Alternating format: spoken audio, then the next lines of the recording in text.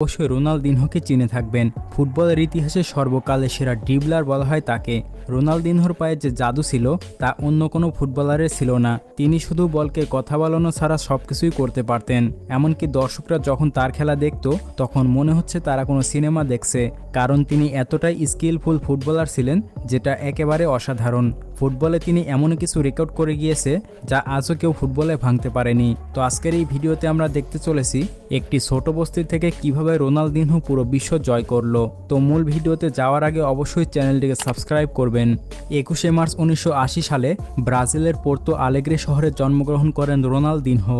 অনেকেই তাকে Ronaldinho gaucho নামে চিনে থাকে, কিন্তু তার আসল নাম হলো রোনাল্ড ডি আসিস মোরেইরা। রোনালদিনহোর বাবার নাম হলো জোসে মোরেইরা, যিনি একজন প্রফেশনাল ফুটবলার ছিলেন এবং তার মা ছিলেন একজন কসমেটিক্স বিক্রেতা।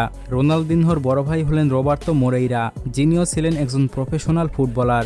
যেই দেশে ফুটবল হলো পূজা আর প্রতিটা মানুষ তার পূজারী, সেখানে রোনালদিনহোর পরিবারই ফুটবল মণ্ডপীয় পরিবার। ব্রাজিলের প্রায় সব পরিবারেই এমন অনেক ফুটবলার রয়েছে, তবে বিশ্বমানের ফুটবলার হয়ে ওঠাও অল্পজন।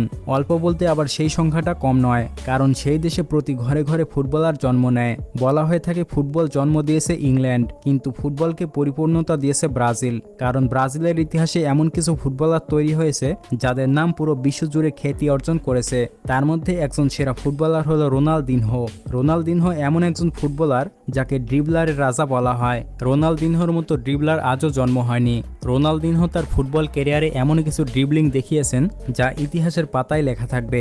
রোনালদিনহো মূলত তার বড় ভাইয়ের হাত ধরেই ফুটবল খেলা শুরু করেন।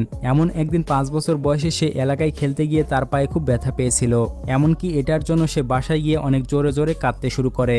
আর তখন তার ভাই তাকে বলে, এতটুকু ব্যথায় কেউ কাঁদে না, কারণ জীবনে এর থেকে আরও অনেক বাধা আসবে, আর সেগুলোকে পরোয়া না করেই ফুটবল খেলা চালিয়ে যেতে হবে। তারপর তার বড় ভাইয়ের কথা শুনে রোনালদিনহো মনে মনে প্রতিজ্ঞা করে ভবিষ্যতে সে অনেক ভালো ফুটবলার হবে। এরপর একদিন সে এলাকায় খেলার সময় খুব বাজেভাবে ফাউলের শিকার হয়, কিন্তু তাও সে খেলে যাচ্ছিল, ফলে পরবর্তীতে সারাদিন তার পা ব্যথা হয়েছিল। ঠিক তখন তাকে হাসপাতালে নিয়ে যাওয়ার পর শোনা যায় তার পায়ে অনেক বড় ফ্র্যাকচার হয়েছে। আসলে কারো কথা যদি মোটিভেশন হিসেবে কাজ করে, তাহলে জীবনে যত বাধাই আসুক না কেন সব বাধা উপেক্ষা করে মানুষ সফলতা অর্জন করবে। রোনালদিনহোর ক্ষেত্রেও তার বড় ভাই ছিল তার অনুপ্রেরণা। তো এরপরে রোনালদিনহোর বড় ভাই রবার্টো মোরেইরা একটি প্রফেশনাল ফুটবল দলে সুযোগ পায়, যার ফলে রোনালদিনহোর ফ্যামিলি একটি নতুন বাসাও পায়। কিন্তু রোনালদিনহোর বড় ভাইয়ের ইনজুরির কারণে তার ফুটবল ক্যারিয়ার নষ্ট হয়ে যায়। একই সাথে তার বাবা সুইমিং পুলে হার্ট অ্যাটাকে মারা যায়। এরপরে তাদের পরিবার খুবই ডিপ্রেশনে চলে যায়। রোনালদিনহো এটা দেখার পর তার ইনসিস্টেন্স আরও বেড়ে যায়, যে করেই হোক তাকে একজন প্রফেশনাল ভালো ফুটবলার হতে হবে। এরপর মাত্র 8 বছর বয়সে রোনালদিনহো গ্র্যামিয়ার উইথ নামক একটি একাডেমিতে ভর্তি হয়। তারপর যুব কেন্দ্রের ম্যাচে তার প্রতিভা দেখে তার নাম রাখা হয় রোনালদিনহো, আর এইখান থেকে তার নাম পরিচয় রোনালদিনহো। মাত্র 8 বছর বয়সে একজন প্রতিভাবান ফুটবলার হয়ে ওঠার পেছনে ছিল তার পরিবার, আর আস্তে আস্তে তার জীবন পরিবর্তন হতে শুরু করে। ফুটবলে তার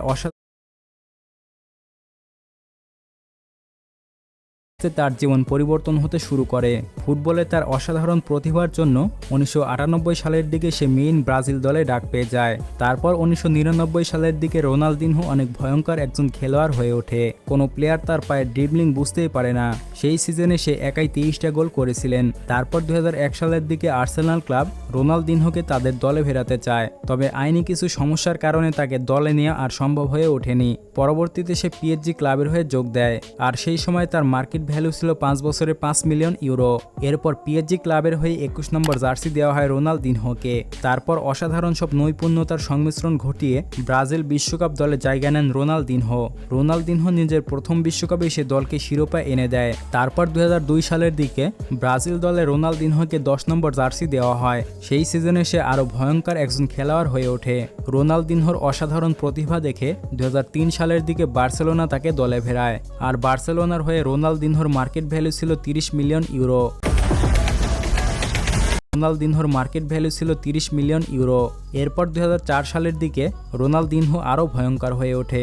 রোনালদিনহো নিজের প্রথম লা লিগা জিতে এবং FIFA player of the year হয় সেই সময়ে। তার দুর্দান্ত পারফরমেন্সের জন্য বার্সেলোনা ক্লাব তাকে 2014 সাল পর্যন্ত কন্ট্রাক্ট অফার করে, তবে রোনালদিনহো তা রিজেক্ট করে 2 বছরের কন্ট্রাক্টে রাজি হয়। তারপর বার্সেলোনার হয়ে চ্যাম্পিয়ন্স লিগ জয় করেছে রোনালদিনহো।